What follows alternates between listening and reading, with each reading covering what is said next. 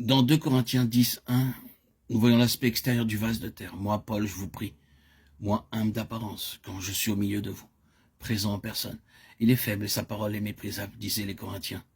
Un vase méprisable selon le verdict humain, où se révèle la vie divine. Car les armes avec lesquelles nous combattons ne sont pas charnelles, mais elles sont puissantes par la vertu de Dieu pour renverser des forteresses et toute hauteur qui s'élève contre la connaissance de Dieu.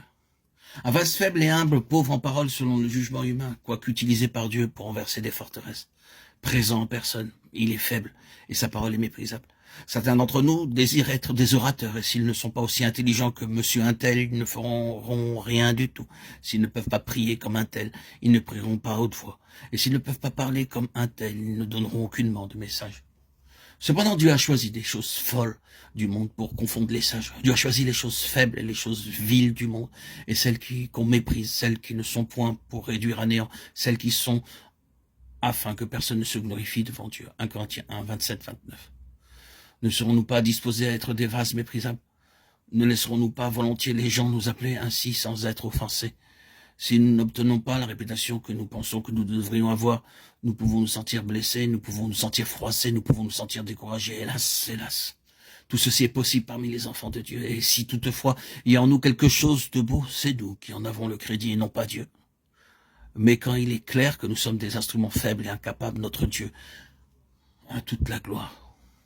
Regardons dans 2 Corinthiens 12, 7, et pour que je ne sois pas enflé d'orgueil à cause de l'excellence de ces révélations, il m'a été mis une écharde dans la chair, un ange de Satan pour me souffleter et m'empêcher de m'enorgueillir.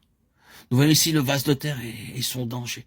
Plus Dieu nous utilisera, plus il y aura le danger de nous enorgueillir tant que nous serons des vases de terre, tant que nous serons dans le corps de notre humiliation. Il faut que Dieu porte sa main sur nous et nous garde brisés, de sorte que nous ne puissions dire que quelque chose vient de nous, et que nous nous attribuions quelque gloire. Le Seigneur peut se servir de chacun de nous pour être des canaux de vie en faveur d'un grand nombre d'âmes, plus que nous pouvons le concevoir. Mais serait-il prudent pour lui de nous utiliser ainsi, sans une œuvre de brisement? Le Seigneur peut vraisemblablement nous donner juste autant d'abondance qu'il voit que nous sommes capables de porter. Si beaucoup de vos prières restent encore sans réponse, ne vous reposerez-vous pas sur Dieu, votre Père, qui peut vous donner toutes choses à l'instant même, s'il voit que c'est sans danger pour vous? Il n'y a aucune restriction dans le cœur de Dieu, mais il y a des limites dans les vases de terre.